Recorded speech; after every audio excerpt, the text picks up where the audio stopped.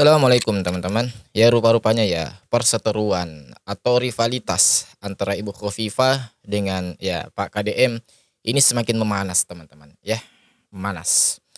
Baru-baru ini saya mendapatkan sebuah video ya, salah seorang dari warga Jawa Timur itu ngebela-belain ya datang jauh-jauh menemui Kang Deddy Mulyadi ya, hanya sekedar untuk ya curhat ya, melepaskan seluruh unek-uneknya yang kalau saya duga ya beliau itu tidak mendapatkan ya di Jawa Timur ya, khususnya kepada pemimpinnya Ibu Khofifah ini kalau saya duga teman-teman. Ya memang ya kalau kita melihat ya KDM ini, itu beliau itu sangat cerdas ya, dalam hal khususnya di sini adalah berinteraksi dengan masyarakat. Bisa kita lihat teman-teman, ketika KDM itu bertemu dengan masyarakat bawah, bagaimana interaksinya, kemudian masyarakat atas atau para akademisi ya, dan begitu juga ketika beliau ini ya berinteraksi dengan ya para ya tokoh-tokoh politikus. Ya itu kita bisa lihat teman-teman, bagaimana sosok Kang Deddy Mulyadi ini itu pintar menempatkan posisi dirinya. Ya sehingga apa? Sehingga setiap orang yang beliau temui itu bisa klop ya, bisa mudah mengerti apa yang diucapkan oleh ya sosok Kang Deddy Mulyadi. Begitupun juga sebaliknya, bisa memberikan solusi atau mendengarkan ya permasalahan dari tiap-tiap orang yang KDM temui. Ya, dan mungkin baiknya teman-teman langsung saja kita lihat video berikut ini ya.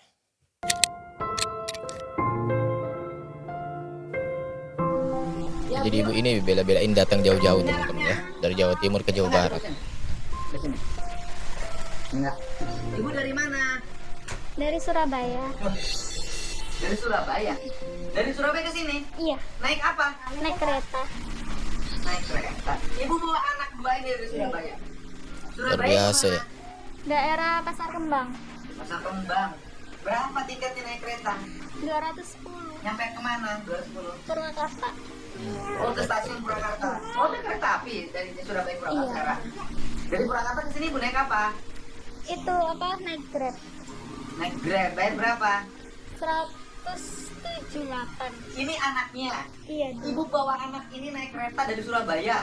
Berangkat jam berapa? Berangkat jam 17.40. Sore. Udah tidur di kereta. Udah minum susu anaknya. Sudah. Bisa juga sebenarnya kalau kita lihat Namanya teman-teman ya. siapa anaknya itu? Nizam. Cakep. Tuh lihat. Cakep anaknya sini. Sini deh. Sayang sama bapak. Namanya Nizam. Udah makan mama belum? Di mana ibu makannya? Tadi waktu apa? Di sebelahnya stasiun kan ada hotel penginapan gitu. Ibu nginep situ. Ya Allah ya Rabbi. Sini ya. Nizam. Ganteng. Salim sama. Dua-duanya laki-laki. Iya. Waduh. Sini. Wah Allah. Wih. Ini berapa tahun? 2 tahun. 2 tahun ini? 6 bulan. Ibu ini dari Surabaya. Ibu Dari nyampe Surabaya sini jam loh berapa? teman-teman ya, jauh-jauh ke Jawa Barat. Ini jam 12. Oh jam 12 baru ya? Baru. Ini ceritanya gimana ibu dari Surabaya datang ke rumah saya ke Iya, sini? gimana sebenarnya ceritanya Bawa nih? anak 2. Apa ini Pak Engkos kali ya di Surabaya? Apa ibu pernah kenalan sama ini? Nah, sama ini pernah nggak kenalan? Nah, enggak. Atau sama itu? Nah, atau sama itu kenalan pernah? Atau sama ini? Atau sama Edi? Edi mana Edi? Bapaknya kemana suaminya? Nggak ada suami. Tapi kan ada, ini kan ada, pasti ada bapaknya. Ibu ini sudah nggak memiliki suami teman-teman ya. Bapaknya siapa ini yang 2 ini? Di sana Surabaya. Artinya ini loh. Ini ibu anak ini ibu ini hasil perkawinan. Iya. Sah. Sah. Ada suratnya? Ada. Nama suaminya siapa? Jasmine. Jasmi. Sekarang di mana suaminya? Di Surabaya. Di Surabaya. Suaminya tinggal di Surabaya. Ini ceritanya kok suaminya nggak ini. Ya ini gimana Ibu kok nggak bisa kayak apa gini ya? Nggak risau, nggak gelisah. Kok ibu pergi bawa anak 2? Suaminya nggak nyari. Kenapa? Kenapa? Ya sebelumnya maaf ya Pak, bukan mau cerita aib atau enggak. Saya di sini tuh bukan untuk mau cerita aib saya. Kan saya cuma mau cerita. Saya minta saran. Ini harus gimana? Sini. Sini. Waduh. Aduh. Sini Bu. Waduh. Tapi nggak nangis di kereta ini. Waduh. Walah. Ini bapaknya mana? Ayo, mau bapak ngkos? Perasaan cocok nih bapak ngkos. Perasaan cocok nih. Berani bang Kos, saya ngizinin. Emang ya KDM itu sosok yang kalau kita lihat menyukai anak-anak, Ibu ya. suaminya ini ada. Menyukai anak-anak. Anak ini bapaknya ada. Pak siapa? Pak Jasmine Jasmi Surabaya. di Surabaya. Hmm. Pak Jasmi di Surabaya. Nah terus hubungan perkawinannya bagaimana? Kok ibu bisa pergi dari rumah tanpa didampingi suami bawa anak? Iya. Gimana ceritanya? Dapat mahram lagi ya. Ceritanya kan ya intinya gini Pak, untuk masalah rumah tangga kan biasa ya, Ya. untuk berantem atau apa itu biasa. Mm-mm, mm-mm, Nah dari situ kan saya ikut mertua, mm-mm. ya dari situ kan pasti banyak yang ikut campur gitu. Oh ibu itu tinggal serumah Iya. Hmm. sama keluarganya suami. Iya. Nah terus Terus ya kayak berantem konflik lah rumah tangganya. Iya. kan ya bagi saya tuh hal biasa ya. Biasa. Oh pangkos itu bu, temen saya yang sebelah itu. Oh kalau berantem lebih parah dari siapapun. Waduh, pokoknya kalau berantem itu makhluk halus aja denger bu. Nah itu gimana? Biasa Pak Mumu bertengkar biasa. Saya juga suka om. Nah ibu gimana? Nah terus kalau dia itu kan biasa kayak sering keluar. Ya. Saya kan nggak pernah ngelarang, maksudnya keluar itu keluar itu dalam artian itu kamu boleh keluar tuh ya manfaatnya, maksudnya berteman itu sama yang teman gitu loh, bukan Oke, nggak usah cerita itu, nggak boleh. sekarang ya nggak ada kejelasan saya Udah cerai? belum. Belum. Iya, Statusnya iya. ibu masih istri toh? Iya masih di kantor Sama suaminya udah pisah? pisah rumah Udah berapa lama? 2 bulan. Oh baru. Baru 2 bulan pisah rumah. Nah selama pisah rumah ibu tinggal di mana? Saya di kosan. Ibu tinggal di kos. Hmm. Suaminya nggak larang anaknya dibawa? Nggak dikejar? Iya.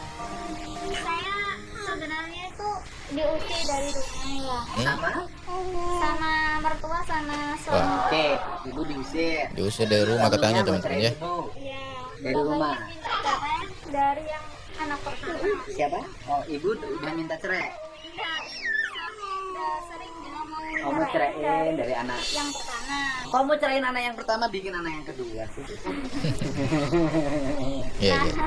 waktu itu kan saya masih tetap bertahan tanpa anak Oke. ya Pak. Mm-mm. Terus habis itu ini Lahir. Tapi ini lahir yang bikin sama suami. iya. Waktu bikinnya sadar nggak ini? Ya kan namanya juga berantem kan biasa ya. Biasa. Habis berantem bikin anak. Ya wis. Udah. Jadi akhirnya sekarang punya anak ini nih berapa bulan? Ini 6 bulan. 6 bulan suami kerjanya apa? Sekarang kerjanya sopir. Sopir apa? Sopir Oh, sopir pickup narik apa? narik bahan sembako. Oh sembako. Nama suaminya tadi udah disebutin. Ya. Jasman. Jasmine. Jasmine. Jasmine. Jasmine. Ibu namanya? Indri. Indri. Umurnya ibu berapa? 28. 28 tahun loh Pangkos. 2 bulan digantung. 28 tahun. Ibu asli mana? Asli Kediri. Kediri. Orang tua Kediri. Orang tua masih ada. Orang tua masih ada. Ibu ada. Ada. Bapaknya masih ada. Kedirinya mana? Kediri daerah Pasar Beringin. Oh, Pasar Beringin. Nah, sekarang ibu disuruh pergi sama suami dan keluarganya, bener nggak itu? Iya benar. Ibu disuruh pergi, Diusir. diusir, diusir sama anak-anaknya, suruh pergi. Iya. Kok tega sih anak-anaknya? Ya nggak tahu sih Pak, mungkin kan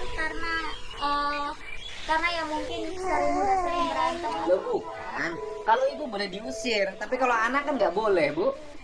Kan anak-anak suami, cucu dari mertua, kok bisa? Itu kan mereka ngusir saya ya Pak ya. Mm-mm. Terus habis itu kan anak-anak ini juga ikut saya. Ah. Nah saya tuh sempat dikembalikan ke orang tua juga. Oh sama suami. Terus? habis lebaran kemarin. Habis lebaran dibalikin. Terus Dibalikin loh ke Kediri. orang tua. Nah, orang tua saya kesini soalnya kan orang tua ibu kan asli Surabaya. Oh, ibu asli Surabaya. Nah, bapak asli Kediri. Jadi dikembalikan ke rumah yang di Surabaya. Iya. Ke rumah ibu. Ya sudah bisa kita lihat tadi teman-teman ya, bagaimana ya gaya interaksi KDM dengan seorang ibu tadi itu yang begitu luar biasa. Ya, bagaimana sosok Kang Dede KDM ini itu bisa ya menyesuaikan dengan keadaan psikologis daripada lawan bicaranya teman-teman. Dan ini nggak main-main teman-teman. Ya kalau kita lihat tadi, ibu itu ngaku dari Surabaya. Coba dari Surabaya, Jawa Timur itu jauh-jauh menemui Kang Deddy Mulyadi di Jawa Barat. Ya hanya untuk apa? Ya sekedar sharing. Ya, sekedar meluapkan segala unek-uneknya permasalahan hidupnya yang dimiliki oleh ibu itu tadi. Ya. Dan ini ya lagi-lagi teman-teman ya, ini seakan-akan menjadi ya menambah ya sengitnya ya rivalitas antara Ibu Khofifah dengan KDM. Ya. Coba teman-teman, secara logikanya kan, ibu itu tadi kan ya tinggal di Jawa Timur, ya. Tentu ya, beliau memiliki namanya seorang gubernur atau pemimpin di situ. Nah, harusnya kan beliau itu di situ. Ya. Kok bisa jauh-jauh atau mengambil jalan atau rela mengambil ya rute perjalanan yang begitu jauh, ya.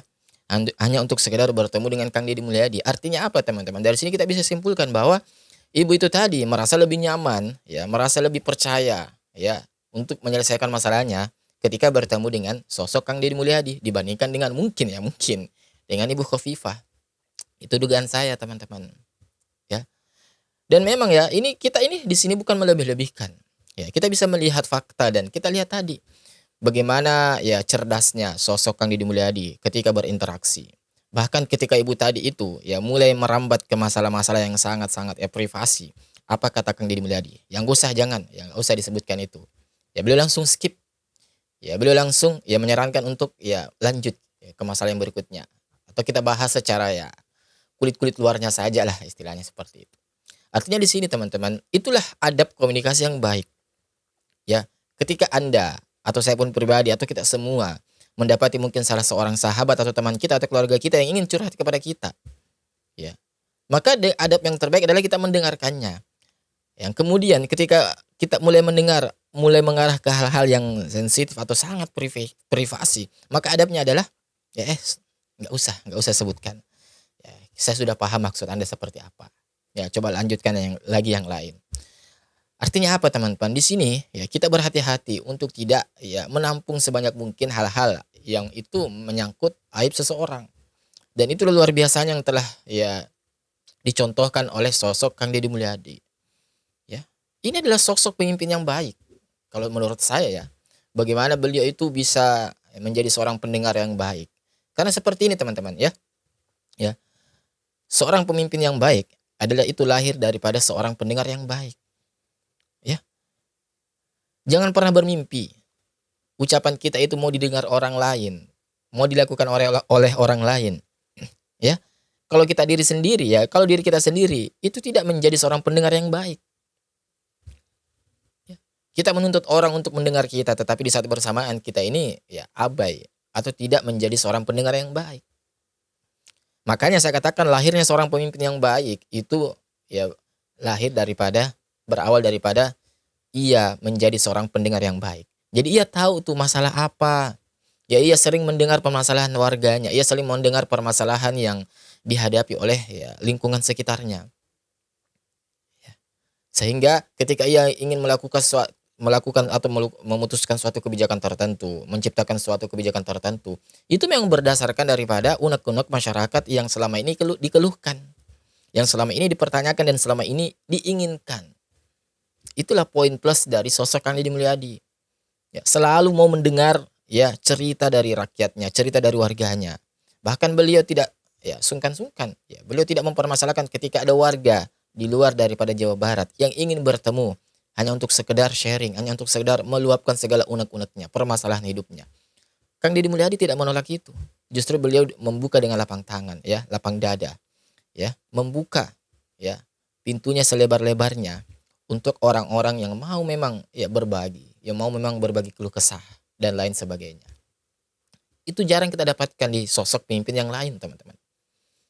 Dan lagi-lagi ini adalah merupakan bentuk ya pembuktian ya kepada kita semua betapa begitu luar biasanya gaya komunikasi, gaya interaksi yang disampaikan, yang diperlihatkan oleh Kang Deddy Mulyadi ya, terhadap kita semua teman-teman. Ya.